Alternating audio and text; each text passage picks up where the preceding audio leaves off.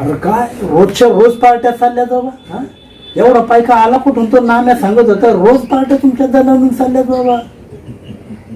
आता तुला तर माहितीये मी साधा गरीब शेतमजूर माणूस, पण जर डोकं लावलं नजर जाग्यावर ठेवली का नाही पैसा येतोच येतो. असं काय केलं बाबा? आता तुला तर माहितीये आमचा मालक एक नंबरचा रागीट माणूस, पण प्रत्येक माणसाचा एक ना एक पॉइंट असतोच. झालं काय, मी माझ्या मालकाला एकदा ना रात्रीचा शांताबाई मोलकर्णीच्या खोलीत शिरताना बघितला. आता हे जर मी माझ्या मालकाला जाऊन सांगितलं असतं ना त्यानं मला डायरेक्ट गोळीच घातली असती. आता मी पण म्हणलं आता काय करावं, लय विचार केला.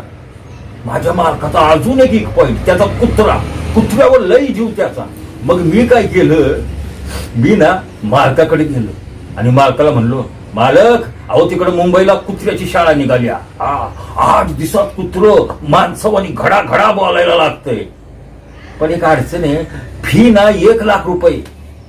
मालक मला बोलला 1 लाख रुपये फी भरीन, पण एक लक्षात ठेव, कुत्र जर 8 दिवसात माणसावानी बोलायला नाही लागलं तर तू तोंडानं बोलायचं सोडून दुसऱ्या जागानं बोलशील. मी म्हणलं ठीक आहे. मी 1 लाख रुपये घेतले, कुत्र्याला घेतलं आणि निघालो. मग कुठे गेला? गेला सासुरवाडीला बायकोला घेऊन.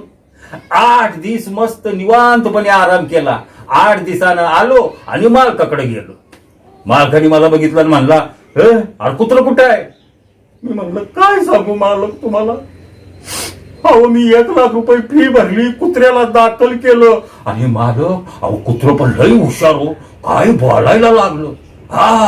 नुसतं घडा घडा, पण पहिलंच वाक्य बोललं आणि मालक म्हणला आणि काय? मी म्हणलं पहिलंच वाक्य बोललं. बरोबर काय बोलला? मालक म्हणलं कुत्र बोललं, माझा मालक रात्रीचा शांताबाई मोलकर्णीच्या खोलीत शिरतो. हे ऐकताच मालकाचा चेहरा खाडकन पडला.